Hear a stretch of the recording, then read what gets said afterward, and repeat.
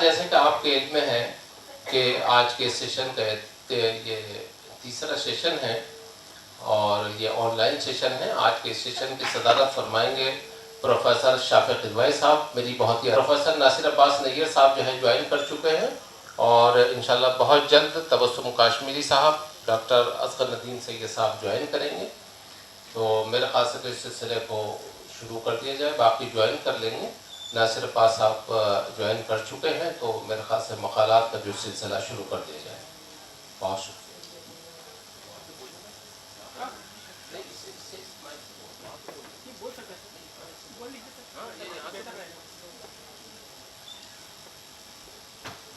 شکریہ ادریس صاحب. میری بڑی خوش بختی ہے کہ میں اس سیشن میں حاضر ہوں جس میں ہماری عہد کے بہت اہم نقاد پروفیسر ناصر عباس نیر صاحب اپنا مقالہ پیش کریں گے، تبسم کاشمیری صاحب گفتگو کریں گے اور اصغر ندیم سید صاحب گفتگو کریں گے.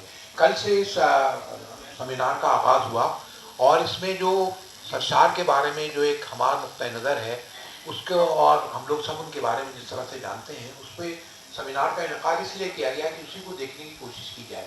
کل میں نے عرض کیا تھا، مختصراً میں بتاتا ہوں کہ کیا میں نے اپنی بات کہی تھی. ابھی ناصر صاحب ہمارے عہد کے بہت اچھے لکھنے والے ہیں، مابعدِ جدیدیت کے حوالے سے، کولونیلزم کے حوالے سے انہوں نے بہت اچھی گفتگو کی. نہ صرف نقاد بہت اچھے ہیں بلکہ ان کی افسانے کی بھی 3 کتابیں آ چکی ہیں.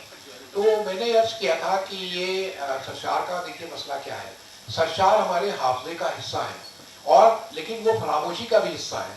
وہ کیسے دونوں کا تسلسل ایک ساتھ چل رہا ہے کہ یہ فسانۂ آزاد کا بہت ذکر ہوتا ہے اور ان کی تمام اور بھی تحریروں کا ذکر ہوتا ہے، لیکن یہ اس کے بارے میں جس طرح کی گفتگو ہوئی، چاہے جن لوگوں کا میں نے بہت سے لوگوں کا کل میں نے ذکر کیا تھا، چاہے وہ وزیر اعلیٰ صاحب نے گفتگو کی ہو، کلیم الدین احمد نے ذکر کیا ہو، عسکری صاحب نے ذکر کیا ہو، فاروقی صاحب نے، احتشام حسین نے یا حضور اسلام نے، ان سب نے بہت لوگوں نے گفتگو کی. انگریزی میں بھی ایک مجھے جو ناصر صاحب کو بھی دلچسپی ہوگی، 1960 میں ایک سواس سے پی ایچ ڈی ہوئی ہے فیروز حسن صاحب کی، 450 صفحے کی کتاب ہے. ظاہر مجھے نہیں لگتا انگریزی میں چھپی ہے، لیکن وہ جیسٹور میں مجھے کتاب ملی تو انہوں نے اس کا بڑا مبسوط مطالعہ کیا ہے. پہلی بات تو مجھے عرض کرنی ہے کہ جو اتنے اہم لکھنے والے ہیں یہاں ہندوستان پاکستان میں، ان پہ بہت سی کتابیں لکھی گئی، نصاب کا حصہ ہیں، لیکن ان کا صحیح سال پیدائش کیا ہے اس کے بارے میں کوئی گفتگو نہیں ہے. کتنی ان کی تعلیم حاصل ہوئی، کتنی روز تعلیم حاصل کی، کب وہ کلینک کالج میں داخل ہوئے، پھر انہوں نے شادی کی تھی یا نہیں کی تھی. کیونکہ سیمینار ہے تو ایک سوانی حصہ بھی ایک اس کا ہے. اور اس کے علاوہ جو ان کے تراجم ہیں اور یہ جو گفتگو کی جا رہی تھی فسانۂ آزاد پہ، تو اس کے بارے میں جس طرح کی باتیں ہوئی تو مجھے لگتا ہے کہ پہلی جلد پہ ہی گفتگو ہوئی، کیونکہ پہلی جلد 1060 صفحات پر مشتمل ہے اور جو گفتگو کی جاتی ہے اور کھوجی کا اور آزاد کے حوالے سے گفتگو ہوتی ہے تو کھوجی کا کردار پہلی بار صفحہ نمبر 542 میں نمودار ہوتا ہے. اس سے پہلے جو 500 صفحے کی داستان ہے وہ کیا ہے، اس میں کون سے کردار ہیں، اس کے بارے میں کوئی گفتگو نہیں کی گئی. اور اس کے علاوہ آزاد کو سمجھا جاتا فسانۂ آزاد یہ نذیر احمد کے مقابلے کا اور برات العروس یا برات الناش یا قوت الرسوم کی طرح کا ناول نہیں ہے. اس میں اصلاح کا کوئی مقصد نہیں، بلکہ ایک آزادہ روی ہے اور ایک لکھنؤ کی تہذیب کی عکاسی کی گئی ہے.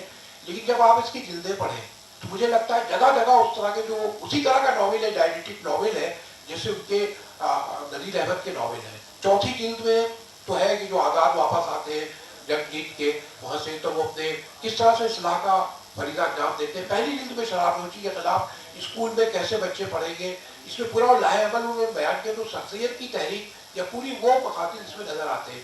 پھر تراجم کے مسئلے میں بھی بہت سی میں نے کل باتیں عرض کی تھی، یہ تو خیر ایک الگ بات ہے. مجھے یہ کہنا ہے کہ آزاد سے متعلق جس طرح کی گفتگو کی جاتی ہے اس کو بھی دیکھنے کی ضرورت ہے کہ وہ جو گفتگو ہمارے یہاں ہوئی ہے وہ کہاں تک اس کا، کھوجی کو کہا جاتا ہے کہ کھوجی جو ہے وہ لکھنؤ کی تہذیب کا آئینہ دار ہے. تو بہت لوگوں نے وزیر اعلیٰ نے بہت اچھا مضمون لکھا ہے، لیکن اس میں فیض نے بہت اچھی بات کہی.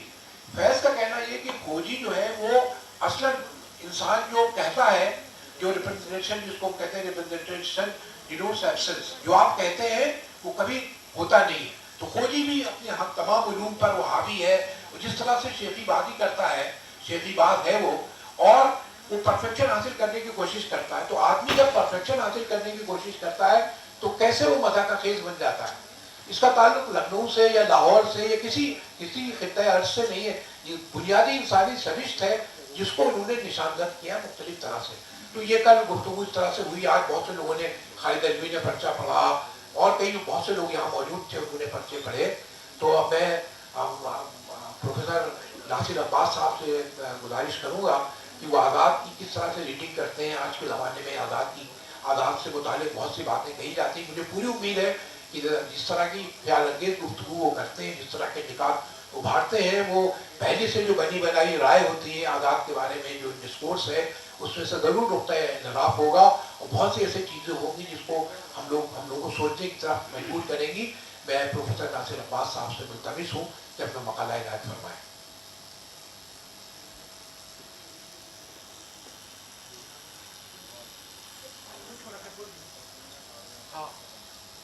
जी बिस्मिल्लाहिर्रहमानिर्रहीम। मेरी आवाज पहुंच रही है अब तक? आवाज आ रही, बिल्कुल बिल्कुल जी जी आवाज आ रही है आपकी? हाँ आवाज आ रही है बिल्कुल। सब आप लोग, हम लोग जब हमतन गोश हैं आपको सुनने के लिए, पूरा हाल। जी मैं अर्ज करता हूँ, जनाब शाफिक किदवाई साहब और जनाब सरवर हुदा साहब और मेरे ख्याल बाकी अभी तबस्सुम साहब ने और असगर अली सैयद साहब ने ज्वाइन नहीं किया, और बाकी गालिब इंस्टीट्यूट में जो मौजूद लोग हैं, इदरीस साहब, महवर साहब और बाकी ख़वातीन व हज़रात, असगर साहब भी तशरीफ़ लाए हैं। तो मैं आप सबका ममनून हूँ, ख़ास तौर पर गालिब इंस्टीट्यूट का और जनाब सरवर हुदा साहब का, उन्होंने इस नहायत अहम सेमिनार में मुझे गुफ्तगू की दावत दी। काश ऐसा होता कि पहले की तरह हम गालिब इंस्टीट्यूट दिल्ली में हाजिर होते और आप सब अहबाब से बराह रास्त इस्तेफादे का हमें मौका मिलता, लेकिन इन हालात में तब्दील मुमकिन नहीं है। तो मेरा ख्याल है ऑनलाइन जो मुलाकात है वो उसका अगरचे बहुत अच्छा मुतबादिल नहीं है, लेकिन बहरहाल एक बादल है। मैं अर्ज करता हूँ, एक छोटा सा मजमून लिखा है मैंने, गुफ्तगू की जगह इस दफ़ा मजमून का इंतखाब किया कि ताकि मैं सरशार के बारे में अपने जो ख्यालात हैं वो मतलब सिर्फ गुफ्तगू की हद तक न रहें, वो मेरी तहरीर का हिस्सा बने। उन्वान मैंने इसका रखा है, उर्दू नावल का लखनवी बाब, रतना सरशार और दान की बूटे। तो ये तीन चीज़ें मेरे इस मजमून का हिस्सा हैं। उर्दू नावल का पहला बाब दिल्ली में, जबकि दूसरा बाब लखनऊ में लिखा गया। जिस वक्त यानी 19वीं सदी की छठी और 7वीं दहाई में उर्दू नावल के ये दोनों अबवाब लिखे जा रहे थे, पूरा हिंदुस्तान अंग्रेज के मातहत आ चुका था। बज़ाहिर पूरे मुल्क में अमन कायम हो चुका था। इस्लाम, तालीम और तहजीब आमोजी यानी सिविलाइजिंग मिशन इस अहद के गालिब बयानियत। उर्दू नावल का आगाज़ भी इन्हीं तीन बयानियों के साये में हुआ। इसके बावजूद उर्दू नावल के लखनवी और देहलवी अबवाब में फ़र्क है।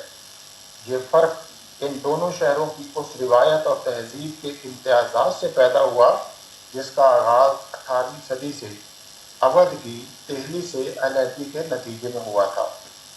हम जानते हैं कि अवध पर दिल्ली के मुग़ल बादशाह का मुतय्यन करदा नवाब वज़ीर हुकूमत करता था। दिल्ली के कमज़ोर होने और ईस्ट इंडिया कंपनी के मुसलसल ताकत पकड़ने से शह पाकर अवध के नवाब वज़ीर सादत अली खान ने 1722 में दिल्ली से अलहदगी इख्तियार कर ली। अवध सूबे से सल्तनत बना और उसके हुक्मरान नवाबीन से बादशाह बने। 18वीं और 19वीं सदी के हिंदुस्तान में बादशाहत का इदारा मुसलसल कमज़ोर हो रहा था। ईस्ट इंडिया कंपनी तिजारत, सियासत, अस्करियत और मक्कारी का मुफ्त ताकत और कहीं सरीहन हिंदुस्तान के लखनऊ ने जिस तहजीब को जन्म दिया, ये जुबान उसकी मजहर और पासदार है। उसके बावजूद सरशार की जुबान नावल की जुबान नहीं बन सकी। डॉक्टर जमील जाबी ने इनके नावलों को दास्तानी नावल कहा है।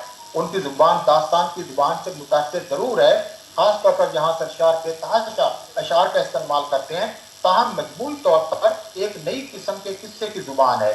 इसमें खानगी, मजलिसी, समाजी, सकाफती, सियासी, जिंदगी, शहरी और देही जगहों, فطری مقامات اور انسانوں کے تملیغ کے مقامات، کرداروں کے حلیوں اور ان کے مکالموں کو حقیقت پسندانہ اسلوب اور فوٹوگرافی کے انداز میں پیش کرنے کا ملکہ ہے سرشار کے پاس. اسے لکھنوی زندگی کی ایک معتبر دستاویز بھی کہہ سکتے ہیں.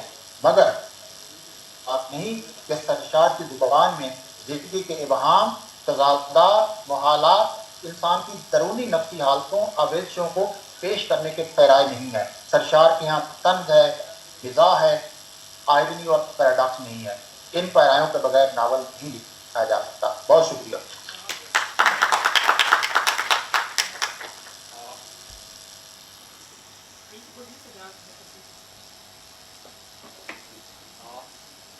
بہت شکریہ ناصر عباس. ابھی آپ نے پروفیسر ناصر عباس صاحب کی بہت اہم گفتگو سنی، بہت خیال انگیز گفتگو، اور جس طرح سے عموماً نہیں پڑھا جاتا ہے، جس طرح سے انہوں نے گفتگو کی اور یہ بتایا کہ ناول کا پہلا باب لکھنؤ میں، پہلا باب دہلی میں لکھا گیا اور اس میں احیا پسندی تھی اور مسلم احیا پسندی تھی، اس کا انہوں نے ذکر کیا. پھر انہوں نے بتایا کہ لکھنؤ میں جو ناول لکھے گئے جس کی نمائندگی سرشار نے کی، بہت تفصیل سے اس کا تجزیہ کیا. یہاں کے لوگ کس طرح سے استعماریت کے خلاف یا وہ اس طرح کا احیا پسند معاشرہ آپ کا نہیں تھا، زیادہ پلورل سوسائٹی تھی لکھنؤ کی، وہ کیسے اس میں ناول کو فروغ دیا. تو سرشار کے جو امتیازات تھے اس میں بہت تفصیل سے گفتگو کی. وہی بتایا پھر لکھنؤ کی جو سیاسی سماجی صورتحال تھی اس کا بھی ذکر کیا. بتایا کہ لکھنؤ میں جو اس زمانے میں شاہان اودھ تھے اس کا انہوں نے ذکر کیا. اور یہ بھی بڑی اہم بات کی کہ وہاں کی جو فوج تھی وہ فوج نہیں تھی بلکہ فوج کا کیریکیچر تھا. تو اس طرح کے معاشرے میں کس طرح سے سرشار نے اپنے ناول لکھے، پھر بہت تفصیل سے ڈان کوئیٹو کا ذکر کیا. اور یہ بتایا ظاہر ترجمہ جنہوں نے کیا اس میں ترجمے میں ابھی ناصر عباس صاحب کہہ رہے تھے ان کی انگریزی کی جو صلاحیت تھی، کل میں نے بھی کچھ ان کے تراجم دیکھے تو مجھے نہیں لگتا کہ انہوں نے کیننگ کالج میں جس طرح کی تعلیم حاصل کی تھی وہ انگریزی سے براہ راست اس طرح سے پڑھ سکتے تھے جس طرح سے، کیونکہ انہوں نے، میں نے کل بہت سی مثالیں بھی دی تھیں ان کے تراجم کے سلسلے میں. خیر بہرحال انہوں نے جو چھوٹے سے حصے کا ترجمہ کیا ہے خدائی فوجدار کا، پتہ نہیں کون سا ایڈیشن ان کے سامنے تھا. اور انہوں نے بہت اہم بات کہی ناصر عباس نے کہ یہ سرشار نے جب ناول پڑھا یہ لکھنؤ کے معاشرے میں پڑھا گیا تو یہ لکھا ہجر کا انہوں نے ذکر کیا. کہا کہ وہ انہوں نے اس سے کہا کہ جب میں پڑھ رہا تھا ناول تو میں اپنی ہنسی روک نہیں سکا تھا. انہوں نے ذکر کیا امریکن مصنف جو اس کا تھا، امریکن ٹرانسلیٹر، اس نے کہا کہ میرا چہرہ آنسوؤں سے بھیگ گیا، میں مستقل ہوتی رہی جب میں نے ڈان سروانٹیس کا ناول پڑھا. تو لکھنؤ کا جو ہے خاص طرح کا معاشرہ تھا، اس نے کس نے اس کو ایکسیپٹ کیا اور کس طرح کا ترجمہ کیا گیا، اس پہ بہت تفصیل سے گفتگو کی. اور فسانہ آزاد کے بارے میں، جو نثر کے بارے میں باتیں کی اور لکھنؤ کے امتیازات کیا تھے. اور عبدالحلیم چھنر کا بھی انہوں نے ذکر کیا کہ ان کا اصلاحی مقصد آپ کو دکھتا ہے. تو انہوں نے بتایا کہ صاحب یہ دہلی کا ان میں کچھ پیمند لگ گیا تھا، لیکن آزاد کے فسانہ آزاد کے امتیازات کیا تھے، آزاد کے بنیادی کنسرنس کیا تھے، کس طرح سے انہوں نے، جیسے انہوں نے سیاسی زبردست اور زیردست کا ذکر کیا خدائی فوجدار میں کہ وہ ظاہر سیاسی ناول نہیں لکھ رہے تھے. یہ جب ترجمہ کیا فسانہ آزاد میں بالکل صحیح لکھا، کوئی اس طرح کا پولیٹیکل اسٹیٹمنٹ نہیں ہے، پولیٹیکلی بہت ہی ڈسکورس نہیں ہے، لیکن خدائی فوجدار کا جو کردار ہے اس کے ذریعے انہوں نے ذریعے اپنے جو سیاسی کنسرنس ہے اس کو ظاہر کیا.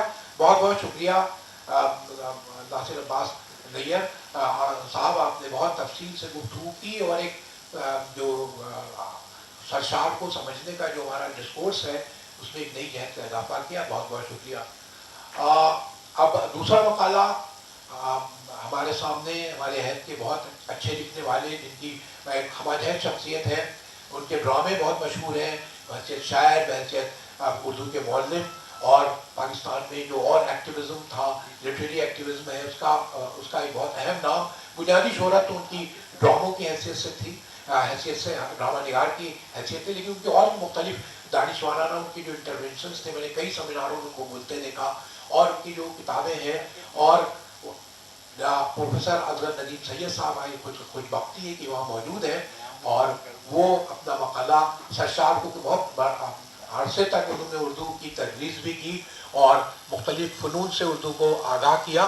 تو میں ان سے گزارش کرتا ہوں پروفیسر اصغر ندیم سید صاحب سے کہ اپنا مقالہ پیش کریں. آج بہت بعد ان کو میں اس کے حوالے سے دیکھ رہا ہوں، زوم کے حوالے سے یا देख रहे हैं। अगर बहुत अच्छा होता है, जैसे नासिर ने कहा कि ये लोग अगर हिंदुस्तान तशरीफ ले आते तो बहुत अच्छा रहता है। ये लोग आ भी चुके हैं, साहित्य अकेडमी में भी आए और गालिब इंस्टीट्यूट में भी आए। तो बहुत बहुत खैर मकदम है प्रोफेसर अफजल लतीफ़ सैयद साहब का। बिस्मिल्लाहिर्रहमानिर्रहीम। जनाब सिद्दीकुर रहमान किदवाई साहब, जनाब इदरीस अहमद साहब, शाफी किदवाई साहब, सरवर हुदा साहब, मोइनुद्दीन जीना बड़े साहब और जो अहबाब इस वक्त गालिब इंस्टीट्यूट में मौजूद हैं, सबको मेरा सलाम आदाब। और सबसे बड़ा एजाज़ और शुक्रिया इस बात का कि इस अहम मौके पर और अहम कॉन्फ्रेंस में आपने मुझे मदऊ किया। और मेरा कोई दावा इस हवाले से यकीनन नहीं रहा, लेकिन कुछ चीज़ें ऐसी हैं, कुछ नुकात ऐसे हैं, कुछ सवाल ऐसे हैं जो बहैसियत एक फिक्शन के कारी के मेरे जहन में भी उभरते रहे। बल्कि कुछ चीज़ें ऐसी हैं जो मैं रखना चाहता हूँ और ये सवालात की शक्ल में शायद हों। मकाला मैं पेश नहीं कर रहा, मैं भिजवा दूंगा इस मौजू पर। मेरा मौजू मैंने जो चुना है वो हिंदुस्तानी तहजीब और सरशार है। अगरचे ये बहुत वसी मौजू है और हिंदुस्तानी तहजीब की तो बेशुमार परतें हैं और बेशुमार उसके नुआंसेस हैं। जाहिर है कि मैं इस वक्त उसमें तो नहीं जा सकूंगा, लेकिन दो तीन चीज़ें बड़ी बुनियादी हैं जो रतन नाथ सरशार की तहरीर का मुहर्रिक हुई और उसमें नासिर अब्बास नैयर साहब ने बड़े अहम निशानात उनके फिक्शन पर जो ये याद आ रहा है कि जब मैं दूसरी बार लखनऊ में उतरा तो पहली चीज जो मेरी निगाह में आई वो सामने लिखा हुआ एक बैनर था, मुस्कुराइए।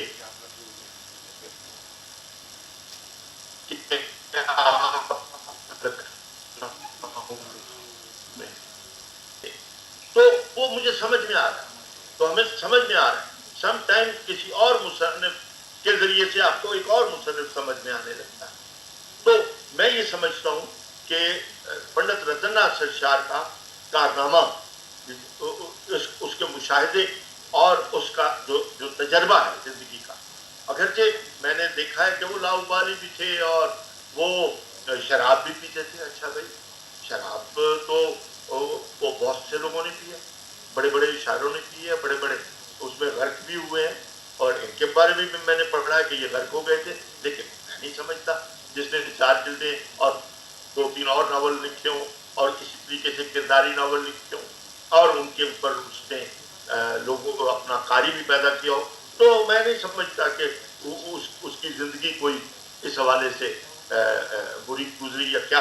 तो अब मैं अगर हम उस कॉलोनियल पीरियड के सारे सिलसिले को देखें तो मुझे जो चीज़ दिखाई देती है कि वो रीविजिट करने वाली वो ये है कि खाली एक जगह एक शेर में नहीं, खाली ज़रर से वैश्यों की लूट भी, लेकिन ज़रर उस लूट से जो लूट हो इल्मी व अखलाक। ये जब हाली ने ये बात की तो वाज़ेह तौर पर उनका नुक्ता नज़र ये था कि जो हमारे कल्चर को लूटे या उसको प्लंडर करे तो हमें उससे खबरदार है।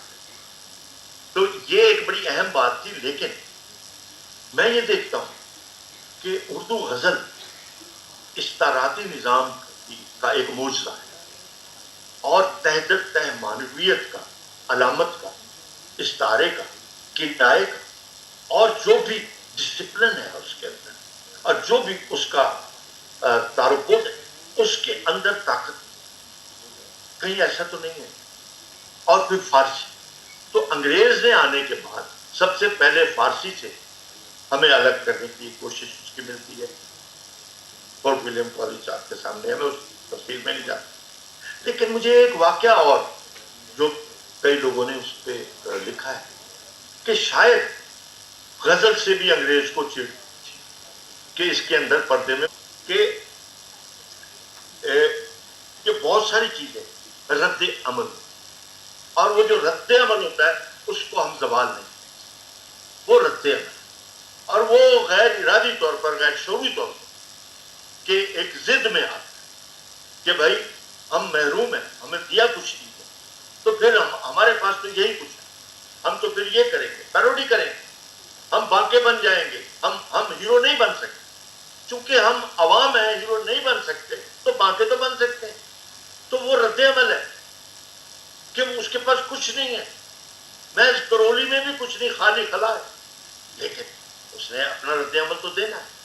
तो मैं इस पूरे जो बरसगीर का उर्दू अदब है इन रियासती निज़ामों के हवाले से, उसको रिविज़िट कर और उसको ज़वाल पजीरी की बजाय कहीं कहीं वो मज़ाहिमती है, कहीं कहीं वो रद्द-ए-अमल। तो बहरहाल मैं इसके बारे में, मुझे जब भी आप हुक्म देंगे ये मकाला मैं इन बुनियादों पर, इन सवालात पे उस्तवार कर दूंगा, जिसमें ज़ाहिर कोटेशंस आएंगी, इस वक्त तो नहीं आ सकती। तो जो कुछ भी तारीख में हमें मिला है हम उसको देखते हैं और उसका कोई नया मानी तो पहनाना चाहिए, क्योंकि कॉलोनियल पीरियड में जिस सोच के साथ हमने लिखा, हमारे बुजुर्गों ने लिखा, उनका कोई कसूर कि जिस निज़ाम के तहत, जिस तरीके के तहत, उसमें उनकी भी मसलहत के साथ साथ एक जो सरशार ने कहा है कि हमारी तरक्की का रास्ता वो तो वो उसको देखना पड़ेगा। तो बहरहाल बहुत शुक्रिया गालिब इंस्टीट्यूट का एक वफ़ीर के तो इस तरह कुछ इस महफिल में कुछ बात करने का मौका, बेहद थैंक यू। शुक्रिया बहुत बहुत अब्दुल नदीम सैयद साहब, आपने बहुत अच्छी और गुफ्तगू की। अगर कि हरचंद की मकाला आपने कहा कि मैंने नहीं लिखा, लेकिन आपकी गुफ्तगू बहुत मजबूत थी और तमाम पॉइंट्स आपने उठाए, बिल्कुल लग रहा था बिल्कुल सोची समझी राय थी आपकी, तो मकाले में और गुफ्तगू में कोई फ़र्क नहीं था। आपने बहुत अच्छी बातें कही और जो कहा जाता है आमतौर पर सरशार के बारे में कि लखनऊ के ज़वाल का उनका जो अफसाना है, फसाने आज़ाद जो है लखनऊ के ज़वाल को जाहिर करता है। तो आपने इससे बहुत उम्दा गुफ्तगू की है, बताया कि साहब आवाम के कल्चर को कभी ज़वाल नहीं होता, एक मज़ाहिमत होती है, मज़ाहिमत की अक्कासी की उन्होंने रतनाथ सरशार ने, तो ज़वाल की अक्कासी नहीं की। और इस तरह का एक नया डिस्कोर्स आपने कायम किया कि मज़ाहिमत का अदब जो होता है और उसको ज़वाल नहीं होता, वहाँ के अदब को ज़वाल नहीं होता। तो इस हवाले से और फिर लखनऊ के कल्चर के बारे में आपने गुफ्तगू की, हिंदुस्तान का कल्चर क्या है, उसके मुख्तलिफ जो पहलू जिसकी तरफ आपने इशारा किया और उनके उसका जिक्र किया। मुझे बहुत दाहिर है वो मैंने भी इत्तेफाक से वो चीज़ पढ़ी है और लोगों ने उसका जिक्र नहीं किया। आपने जिक्र किया स्वाद से PhD हुई है, उसकी फिरोज़ हसन साहब हैं, उनकी 400-450 सफ़े की किताब है और उसके हवाले से आपने गुफ्तगू की कि उन्होंने किन मौज़ूआत पे लिखा। इनका नुक्ता नज़र भी वही था। आपने मज़ामीन का हवाला दिया कि सरशार ने जो अपने इदारिये लिखे थे, बेवा की शादी पर, शराब नोशी के मुज़िर असरात पर, इस निज़ाम तालीम को कैसे बदला जाए, इस्लाह की क्या सूरतें होंगी, तो वो भी नुक्ता नज़र आपके सामने था। ये भी नुक्ता नज़र था, सिर्फ तफरीही कहानियाँ नहीं लिख रहे थे, जिनसी मार का आराई या रूमानी तर्ज़-ए-ज़हार की तरफ नहीं जा रहे थे। तो बहुत बहुत शुक्रिया कि आपने सरशार फहमी की एक नई रवायत की तरफ इशारा किया और मैं बताया कि आवाम का ये जो जिसकी अक्कासी की वो असलन मज़ाहिमत का कल्चर है, हमको इस तनाज़ुर में भी देखना चाहिए। बहुत बहुत शुक्रिया। हमारी खुशबख्ती है कि यहाँ पर तबस्सुम काश्मीरी साहब हमारे साथ मौजूद हैं। इनकी किताब हिंदुस्तान में भी शाये हुई और पाकिस्तान में पहले छपी थी, हिंदुस्तान में राइटर्स गिल्ड्स ने इसकी किताब छापी। मैंने भी वो किताब पढ़ी, बहुत अच्छी गुफ्तगू है उसमें सरशार के फ़न से मुतालिक। नक़्द सरशार की पहली किताब थी, वही किताब हिंदुस्तान में शाये हुई।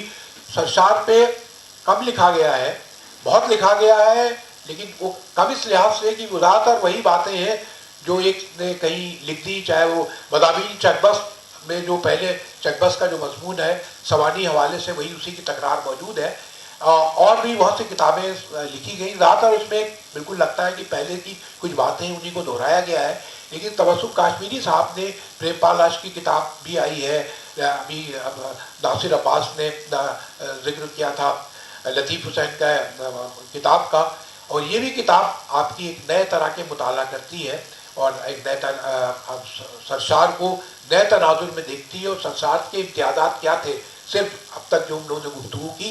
इसके अलावा भी बहुत ये अभी जो गुफ्तगू होगी आपको पता चलेगा कि इतने इन्होंने किस तरह से अब फसाने आज़ाद की चारों जिल्दों पे भी इन्होंने गुफ्तगू की है, किस तरह से सरशार को पढ़े और अब सरशार फहमी की कौन सी रवायत है और सरशार को किस तरह से रिसीव किया जा रहा है हमारे अहद में, इसकी तरफ भी हमें देखने की ज़रूरत है। तबस्सुम काश्मीरी साहब इसके लिए बहुत बेहतरीन आदमी है, वो जिनकी बहुत मुताला है और उसमें वो मैं उनसे गुजारिश करता हूँ कि अपना मकाला पेश करें।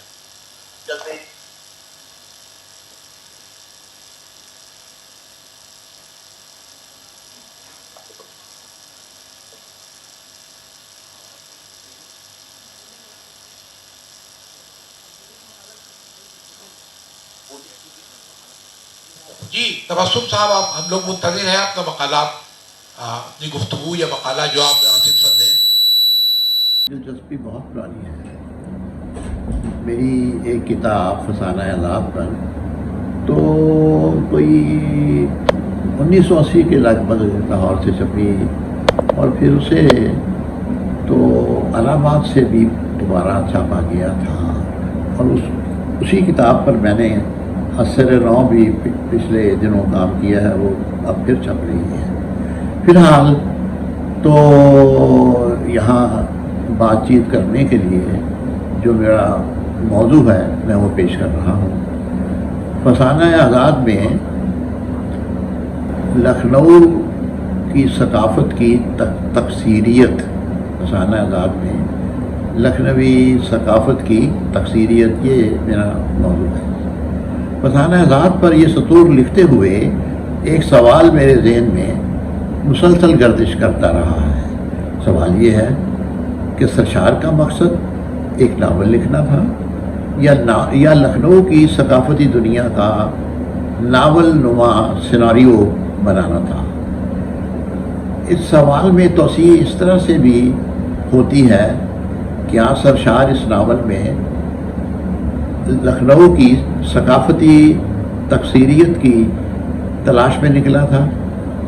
मेरा ख्याल ये है कि सरशार लखनऊ की सकाफ़ती तकसीरियत की तलाश में ही निकला था और जब वो इस काम में थक गया तो उसने नावल लिखना शुरू कर दिया।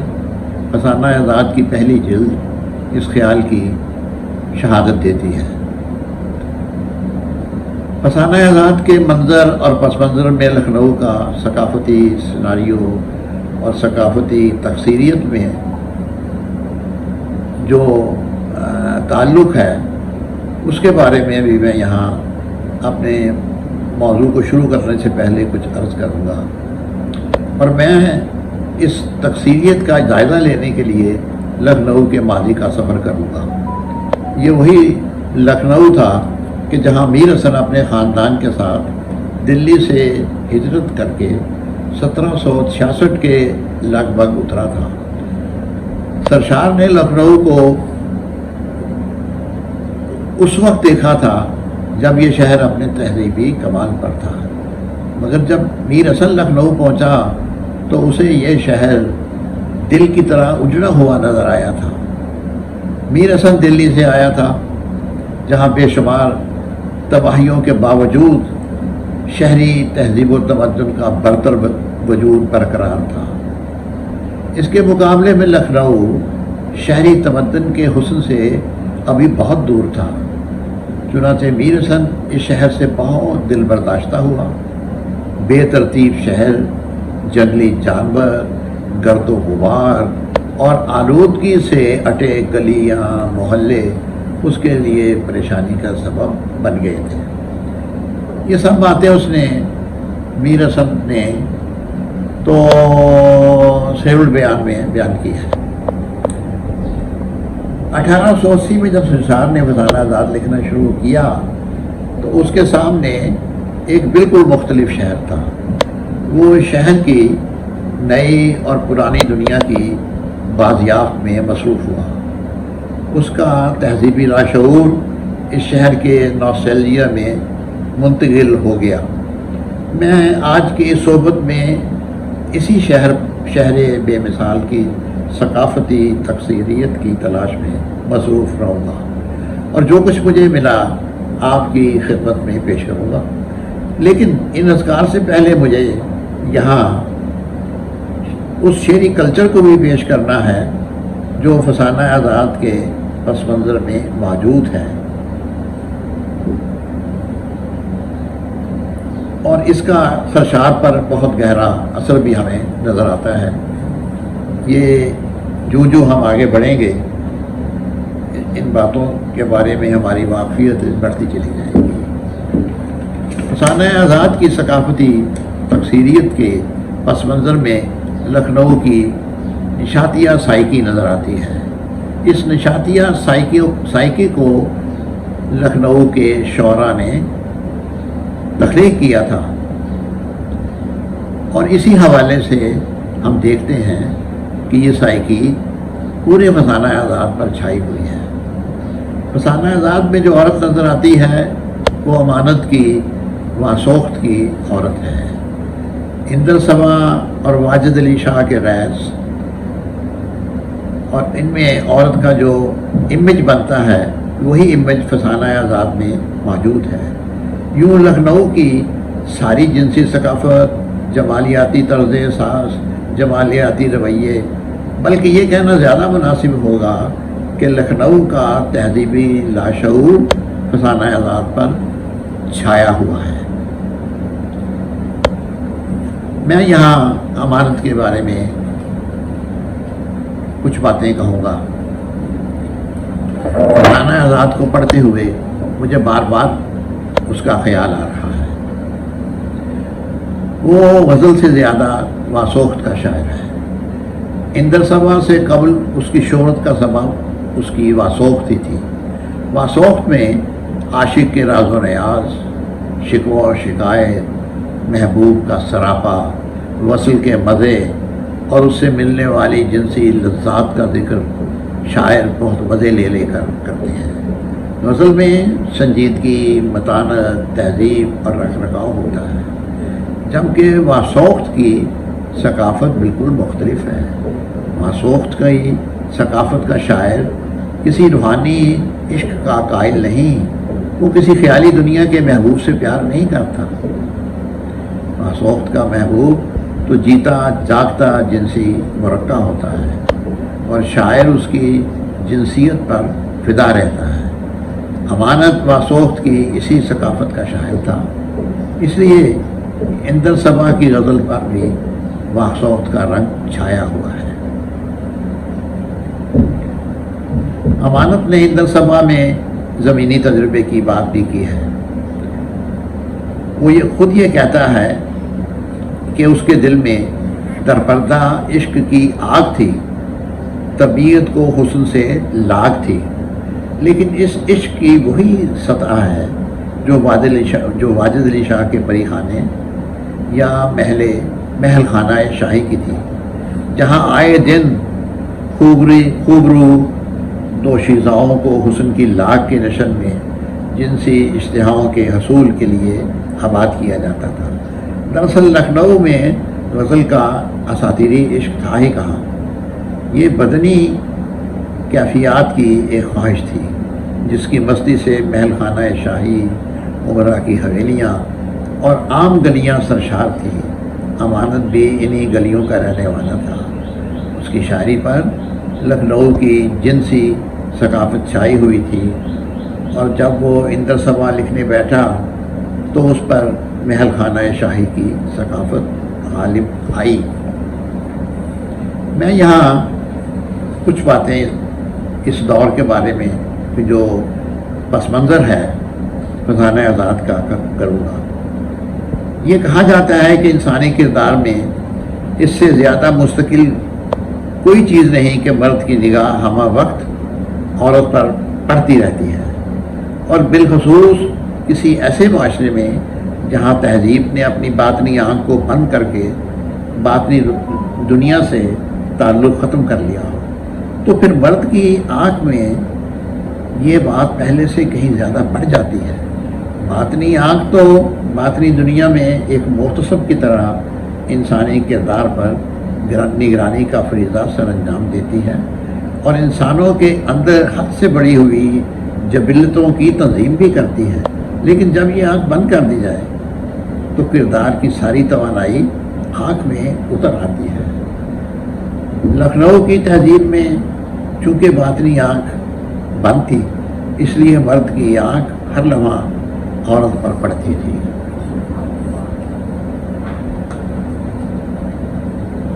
हाँ,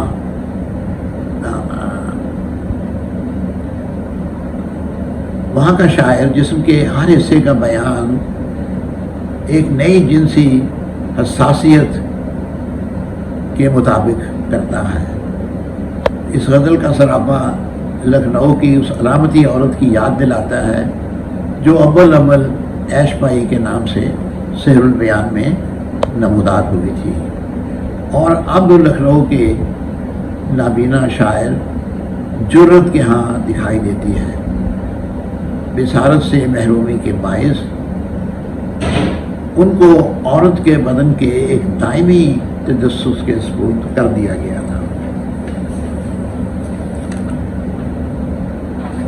1880 में शाये होने वाला उर्दू का शाहकार नावल फसाना आज़ाद हमारे इस दौर में भी जिस तरह ज़िंदा है, जिस तरह वो अपने दौर इशाअत और उसके बाद भी ज़िंदा था। आखिर इसके असबाब क्या हैं? 19वीं सदी के रुबे आखिर का इंसान दास्तानी दौर के आखिर का इंसान था। इस इंसान की दुनिया दास्तान ने आबाद कर रखी थी, जहाँ पर सदियों पुराने माजी के किरदारों, इंसानों और माफ़ौकुल फितरत दुनियाएँ आबाद थी। यूँ वो एक देव मालाई दुनिया के मुतखय्यला का बासी था। ये मुतखय्यला उसे सदियों से मुतहय्यर रखे हुए था, मगर जब 1880 में फसाना आज़ाद शाये हुआ तो लखनऊ के दास्तानी दौर का नावल बदलता हुआ नजर आया, और फिर बिल्कुल बदल गया। इस दौर के इंसान ने शायद पहली बार 19वीं सदी की फिक्शन में नए इंसान को देखा था, जो दास्तानी दौर से निकलकर जदीद दौर में चलता फिरता नजर आ रहा था। आज़ाद की शक्ल में लखनऊ की फिक्शन एक जदीद हीरो की तलाश में है। हुस्न-आरा की शक्ल में वो हीरोइन मिली। ये जदीद एहसास, ये जदीद माफ़ कीजिए, ये जदीद लिबास में मलबूस नज़र आई, जो आम इंसानों जैसा था। गोया आम इंसान जब दास्तान के मुतखय्यला से निकलकर जदीद दौर की सोसाइटी के इंसान को देखने लगा तो पहले पहल उसे यूँ महसूस हुआ कि वह अपने हमजिनसों की कुर्बत हासिल कर रहा था। अपने जैसे हीरो और हीरोइन को देखकर उन इंसानों की दिलचस्पी बढ़ी और उनको अपनी तरह सांस लेने वाला और जज्बात रखने वाला इंसान हासिल हुआ। ये फसाना आज़ाद की एक बड़ी कंट्रीब्यूशन थी। लखनऊ वालों के लिए यही हकीकी ज़िंदगी थी, जिसमें कोई माफ़ौकुल फितरत किरदार नहीं था। सब कुछ उनकी ज़िंदगी जैसा था, इसलिए ये किरदार और माहौल इन लोगों के आइडियल बन गए थे, और फसाना आज़ाद भी उनका आइडियल बन गया था। हुस्न-आरा एक गैर महरम से इश्क कर रही थी, और ये गैर महरम हुस्न-आरा से मिलने में कोई मुज़ायका नहीं समझता था। मुझे लगता है 19वीं सदी के रुबे आखिर की सोसाइटी एक फितरी ग्रोथ में सफ़र कर रही थी। ये अमल कदामत से जिद्दत की सम था। दास्तानी मलबूस में रहने वाला हीरो अब कोट पतलून में नज़र आ रहा था। वो टाई लगा रहा था। लखनऊ की किसी बार में बैठकर स्कॉटलैंड की विस्की पी रहा था, या रेस्टोरेंट की कुर्सी मेज़ पर बैठकर छुरी कांटे से खाना खा रहा था। ये सारे तस्वुरात सरशाद के ज़माने के लोगों के लिए आइडियल्स का दर्जा रखते थे। यही वजह इस नावल की मकबूलियत की भी बनी। फसाना आज़ाद 19वीं सदी के रुबे आखिर में लिखे जाने वाले उन नावलों में है जिनमें तारीख की हरकत को वाज़ेह तौर पर देखा जा सकता है। नज़ीर अहमद ने इब्नुल वक्त में बरतानवी हिंद के एक शख्स को डाइनिंग टेबल पर बिठा दिया था, नया लिबास पहना दिया था। वो अपने दौर के लिए नई बातें करने लगा था। उसकी सब हरकत समाज के चंद पहलुओं तक महदूद थी, जबकि फसाना आज़ाद में अवध का पुराना जागीरदारी समाज बदल रहा था। तारीख की हरकत नए दौर का शऊर अता कर रही थी। नज़ीर अहमद के यहाँ नया आदमी घर के डाइनिंग टेबल पर खाना खा रहा है, मगर लखनऊ के फसाना आज़ाद का नया आदमी पुराने ढांचे को छोड़कर नई रेस्टोरेंट में बैठ गया है।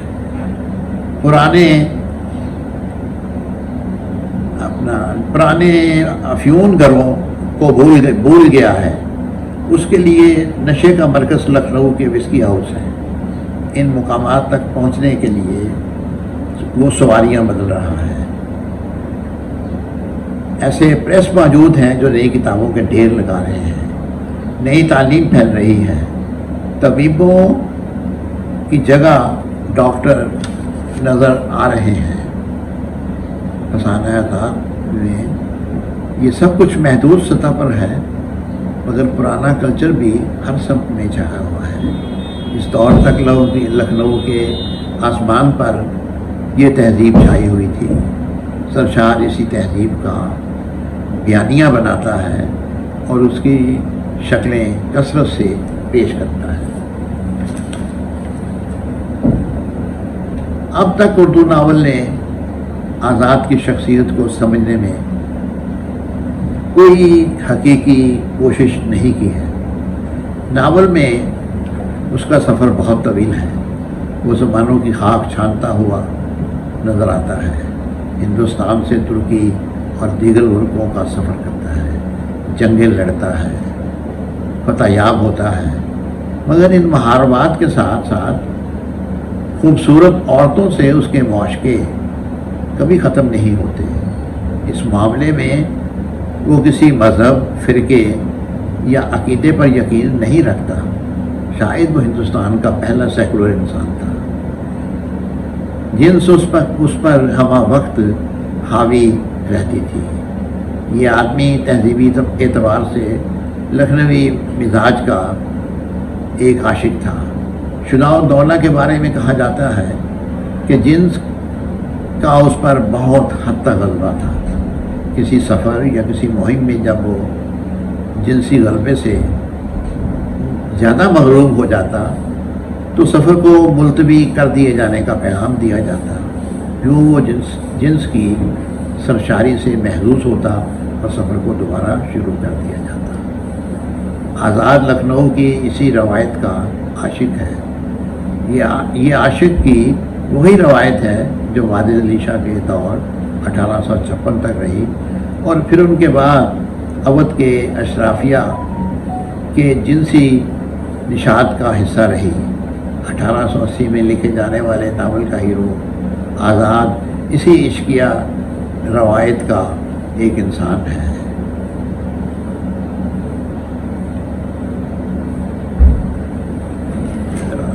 तारीख़ और सकाफ़त का ज़बरदस्त तहर्रुक नावल के अव्वली हिस्से में मौजूद है। इसके बाद ये हरकत सुस्त होती गई है। सरशार ज़्यादा से ज़्यादा सकाफ़त का सिनारियो बनाने में मसरूफ़ मिलता है। इस मसरूफ़ियत को देखकर मुझे खुद ये महसूस होता है कि वो लखनऊ की सकाफ़ती वर्कशॉप का एक कारकुन है। इस कारकुन ने लखनऊ की सकाफ़ती तकसीरियत के अंदर से जन्म लिया है और उसकी हयात का बेहतरीन हिस्सा तकसीरियत की इसी तश्कील और प्रोजेक्शन में गुजर जाता है। हकीकत ये है कि वो इस काम के लिए पैदा हुआ था। इस काम की तकमील के बाद اس کے ناولوں کی فنی سطح پر اس کے ناول فنی سطح پر زوال پذیر ہوئے، اور ہوتے ہوتے اس کے بعد محض سرسری قسم کے ناول رہ گئے جنہیں میں غیر معیاری ناول سمجھتا ہوں۔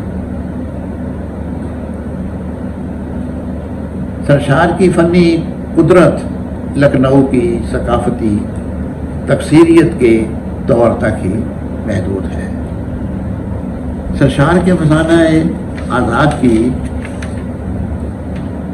تحسین اس بات میں ہے کہ اس نے لکھنؤ کی ثقافتی، تہذیبی، مذہبی اور معاشرتی تکثیریت کے پھیلاؤ کو ایک بڑی ثقافتی وحدت میں منتقل کر دیا ہے۔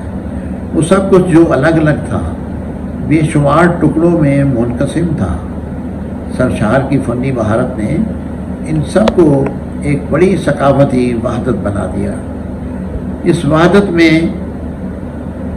وحدت ہی کو لکھنؤ کا نام دیا گیا تھا۔ ہم آج بھی جب لکھنؤ کا نام لیتے ہیں تو فسانہ آزاد میں تشکیل دی ہوئی اس وحدت کو یاد کرنے لگتے ہیں۔ پھیلتے پھیلتے یہ وحدت ایک بڑی وحدت بن جاتی ہے۔ اس بڑی وحدت میں ہم لکھنؤ کے اجزائے ترکیبی کو دیکھ سکتے ہیں۔ اردو کا کوئی بڑا ناول کسی شہر کی ثقافت کے چھوٹے چھوٹے حصوں کو ملا کر ایک بڑی ثقافت بنانے کا مظاہرہ نہیں کر سکا ہے سوائے فسانہ آزاد کے، اور یہ فسانہ آزاد کا ایک بڑا کریڈٹ ہے۔ فسانہ آزاد کی پہلی جلد کے نصف حصے تک ہمیں یہ معلوم نہیں ہوتا کہ ہم کسی ناول کو پڑھ رہے ہیں۔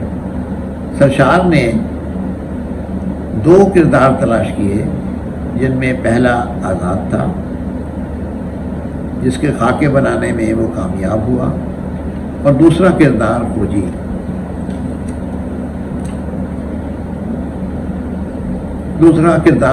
ہے۔ اور فسانہ آزاد کی زندگی میں جو بہت بڑی خصوصیت ہے اور جو اس ناول کو زندہ رکھے ہوئے ہے، میں سمجھتا ہوں وہ فوجی ہے۔ سرشار ایک حیات پسند ناول نگار ہے۔ تاریخ اس کی حیات پسندی میں متحرک رہتی ہے۔ تاریخ اور ثقافت کا زبردست تحرک اس کے ناولوں میں موجود ہے۔ اس کے بعد یہ حرکت سست ہوتی گئی ہے۔ وہ زیادہ سے زیادہ ثقافت کا سیناریو بنانے میں مصروف ملتا ہے۔ اس مصروفیت کو دیکھ کر مجھے یہ لگتا ہے کہ وہ لکھنوی ثقافتی ورکشاپ کا ایک کارکن ہے۔ کیا یہ پڑھ دیا میں نے؟ نہیں پڑھا۔ ایک کارکن ہے۔ اس کارکن نے لکھنؤ کی ثقافتی تکثیریت کے اندر سے جنم لیا ہے، اور اس کی حیات کا بہترین حصہ تکثیریت کی اسی پروجیکشن میں گزر گیا ہے۔ حقیقت یہ ہے کہ وہ اسی کام کے لیے پیدا ہوا تھا، اور اس کام کی تکمیل کے بعد اس کے ناولوں کی فنی سطح تیزی سے زوال کا شکار ہو گئی تھی۔ فسانہ آزاد، سیر گلشار یا جامع سرشار کے بعد وہ بڑی تیزی کے ساتھ اپنے فنی زوال کی آخری حدوں تک پہنچ گیا تھا۔ لکھنؤ سرشار کے کلچر کی آدرشی شکل ہے۔ فسانے کی پہلی جلد لکھنؤ کی تکثیریت کی تمثالوں سے بری ہوئی ہے۔ یہ معلوم ہوتا ہے کہ اسے لکھنؤ کی بصارت کا ادراک حاصل ہے۔ اس کے ہاں ایک کمزور سطح بھی ہے۔ وہ فکر سے زیادہ بصارت کا ادیب ہے۔ اس کے ہاں اشیاء کو دیکھنے اور انہیں بیان کرنے کی زبردست صلاحیت۔ فسانہ آزاد بڑا ناول ہے یا چھوٹا، اس کے بارے میں تو بہت باتیں ہوتی رہی ہیں اور ہوتی رہیں گی۔ میری رائے یہ ہے کہ فسانہ लखनऊ की बड़ी तहजीबी और शेरी रवायत का शाहकार है। बेशुमार अनासर से मरतब होने वाली तहजीब और उसे पढ़ते पढ़ते एक बड़ी तहजीब, एक बड़ी सकाफती तकसीरियत बन गई थी। लखनऊ के किसी अदीब ने इस तकसीरियत के कल्चर को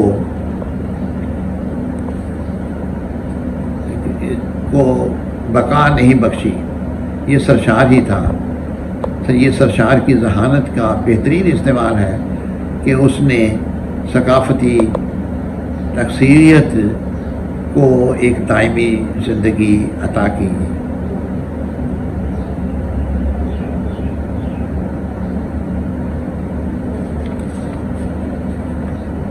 मज़मून के इस आखिरी हिस्से में मैं चंद बातें और भी कहना चाहता हूँ। यकीन जानिए मैं सब कुछ सच कह रहा हूँ। मैंने कोई बात बनाने की कोई कोशिश नहीं की है। मुझे जो कुछ महसूस हुआ है मैंने लिख दिया है। अव्वल ये कि फसाना आज़ाद को एक नावल समझकर पढ़ने के लिए मैं ख़ुद को मुश्किल ही से आमादा कर सका हूँ।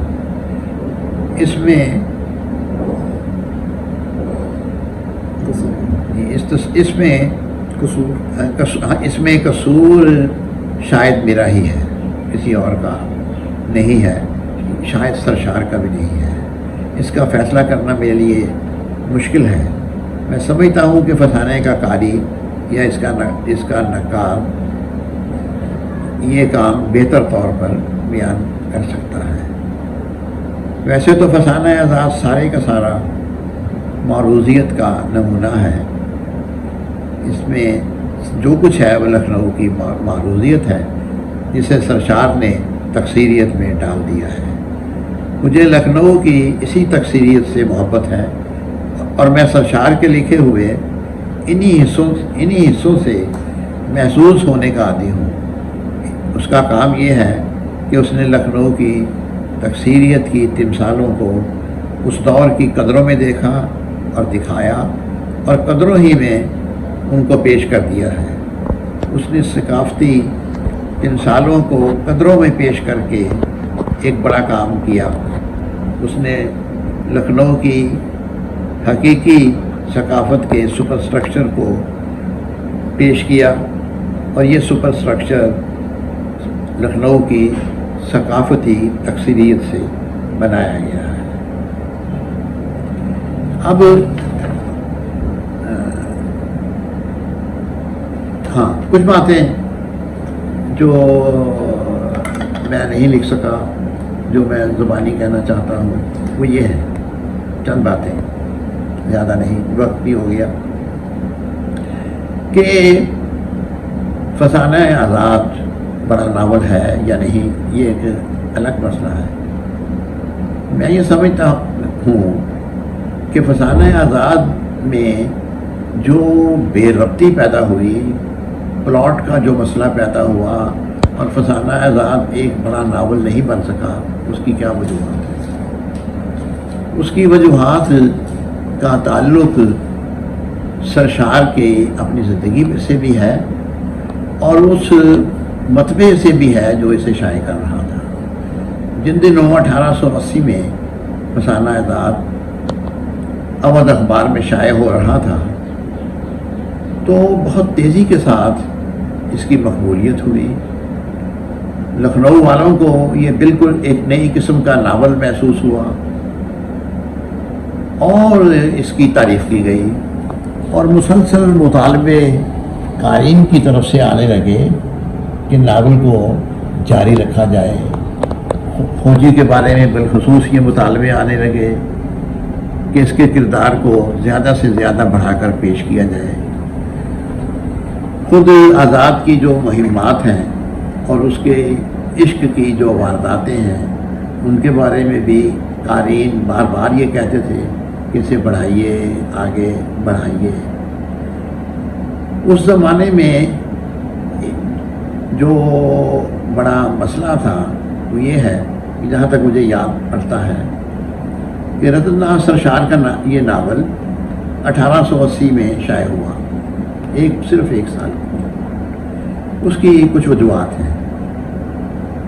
जहाँ तक मुझे याद है और मैंने देखा है कहीं, लेकिन ये बात अब मैं बताऊं तो मेरे लिए बताना भी मुश्किल है, लेकिन सोर्स में तलाश कर सकता हूँ।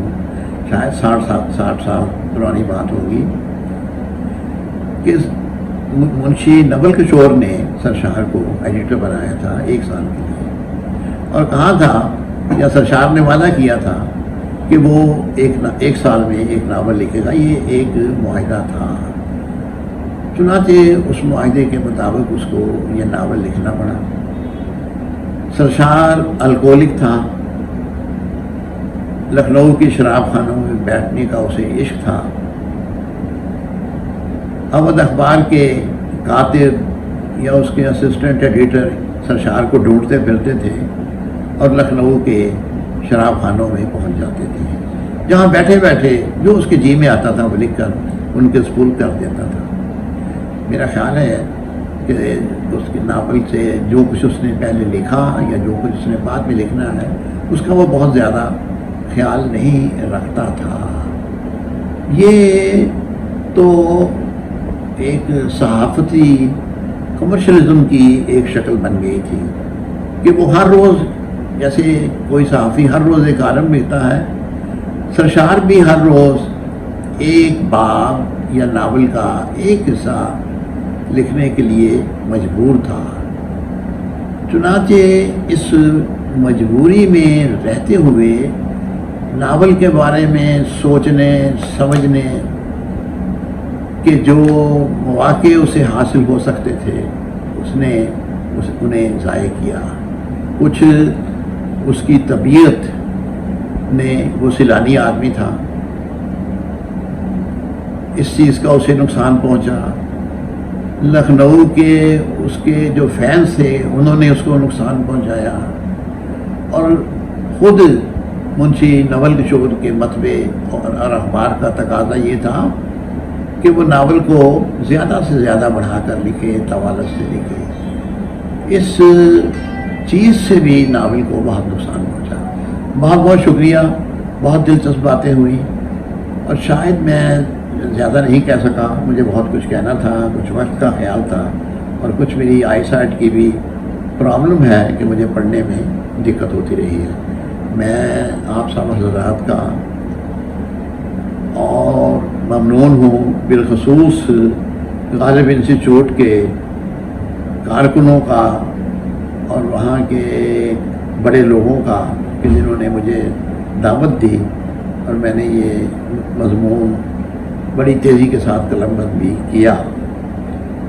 और मेरा वादा है कि मैं इसे असर नौ देखूँगा और ठीक करने के बाद इंस्टीट्यूट की खिदमत में पेश कर दूँगा। एक बार फिर शुक्रिया।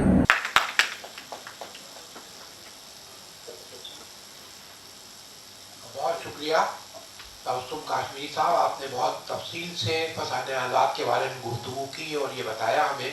आपकी ज़ाहिर किताबें यहाँ सब लोगों ने पढ़ी हैं, आपने बहुत अहम किताब, बहुत अहम काम किया सरशार पे। ये जो मजमून आपने पढ़ा और कुछ बाद में भी गुफ्तगू की, तो उसमें बहुत सी बातें कही गई थी, और जो बुनियादी बात तो ये थी कि किस तरह से लखनऊ की सकाफत के जो मुख्तलिफ अज्जा थे, और चाहे वो आवाम में हो या अशराफ की तहजीब हो, ज़बान के हवाले से उसको किस तरह से सरशार ने एक वहदत के तौर पर पेश किया और एक शहर की बुनियाद पर एक बड़ा नावल लिखा। इन पहलुओं को आपने निशानदत करने की कोशिश की, और पहले उसका पस मंज़र बताया, मासूम का आपने जिक्र किया, अमानत की नरसभा का जिक्र किया कि कौन सा ज़माना था और किस तरह से उन्होंने अपनी तख्लीकी ज़रफ़ेज़ी को बरूए कार लाया और बरूए कार लाकर ये नावल लिखा।